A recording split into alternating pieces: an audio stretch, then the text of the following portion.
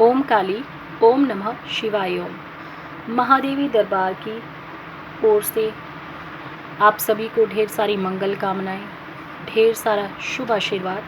आशा करती हूँ आप सब स्वस्थ हैं, मंगलमय हैं। आप सभी की ज़िंदगी बहुत अच्छे से, खुशियों से भरी और बहुत अच्छे से गुजर रही है।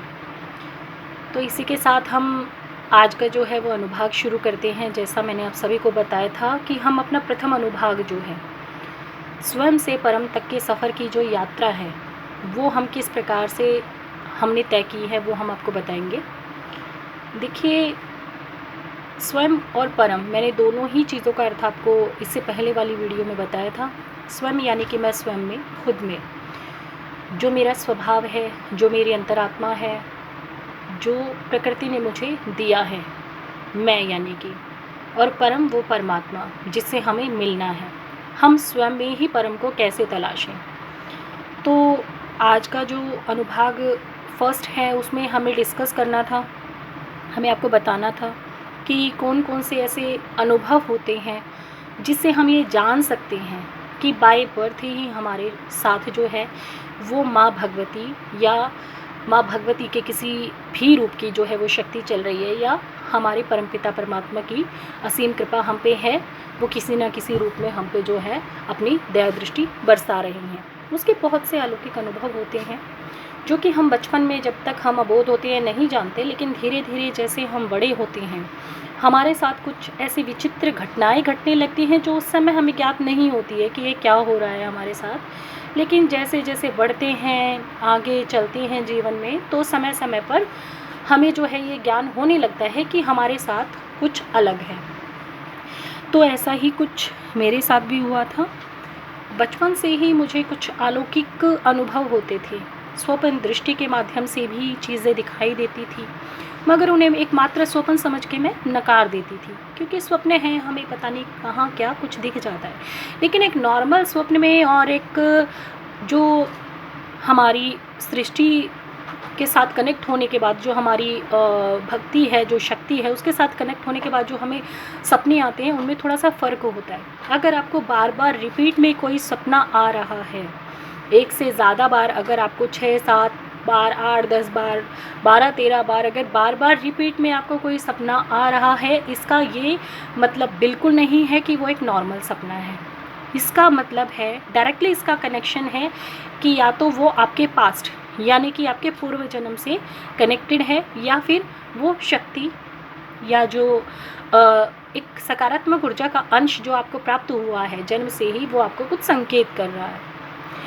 ये चीज़ हमें पता चलती है। तो ये अनुभव मेरे साथ बहुत होता था। कुछ ऐसे स्वप्न थे जो मुझे बार बार, शायद मैं गिनती भी नहीं गिन सकती, 15-16 बार या 18-20 बार मुझे ऐसे रिपीट में दिखे हैं। इनफैक्ट आज भी दिख जाते हैं वही स्वप्न, सेम एज। ठीक है। दूसरी चीज़ क्या होता है कि सत्य वचन, हमारे मुख से बहुत सारे ऐसे वचन निकलते रहते हैं समय समय पर जो सत्य हो जाते हैं। एक नॉर्मल इंसान के मुंह से निकली हुई बातें भी सच हो जाती हैं, लेकिन एक शक्ति का अंश जब आपको प्रदान किया गया हो भगवान के द्वारा, तो उस व्यक्ति के मुख से काफ़ी वचन ऐसे निकल जाते हैं जो सत्य हो जाते हैं। ठीक है।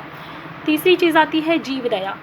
उस प्राणी विशेष में जो है प्रकृति के प्रति, जीवों के प्रति, या फिर अन्य मनुष्य के प्रति दया भाव बहुत होता है।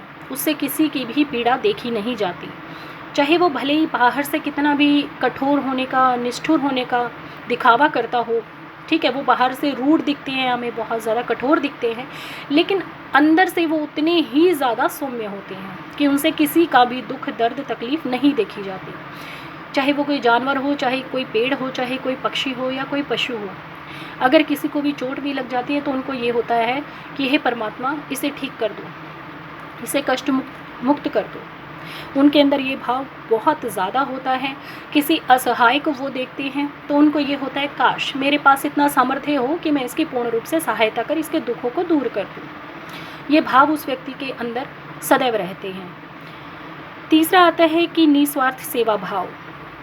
उनके अंदर ये नहीं होता कि मैंने इसकी सहायता की है तो बदले में मुझे उससे कुछ मिले, नहीं, वो निस्वार्थ भाव से सेवा करते हैं और भाव से सेवा करना आगे भी चाहते हैं।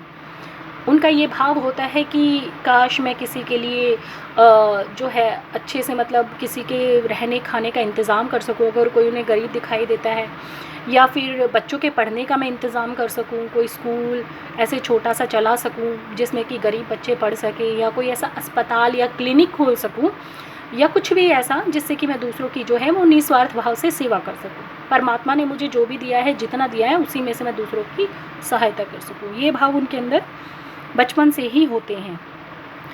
एक उनको प्रभु के स्वप्न दर्शन बहुत होते हैं। स्वप्न दर्शन में उनको मंदिर में भी भगवान दिखाई देते हैं, या कोई भी श्री विग्रह दिखाई दे सकता है, तस्वीर दिखाई दे सकती है, मूर्ति दिखाई दे सकती है।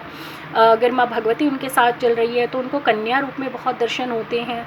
इसके अतिरिक्त उन्हें पहाड़ी क्षेत्रों के दर्शन बहुत ज़्यादा होते हैं। पहाड़ी प्रकृति से संबंधित, यानी कि पहाड़ी क्षेत्र हुए, नदियाँ हुई, झरने हुए, पेड़ पौधे हुए, जीव जंतु बहुत ज़्यादा, तो उनको ये चीज़ें स्वप्न में बहुत ज़्यादा दिखाई देती हैं।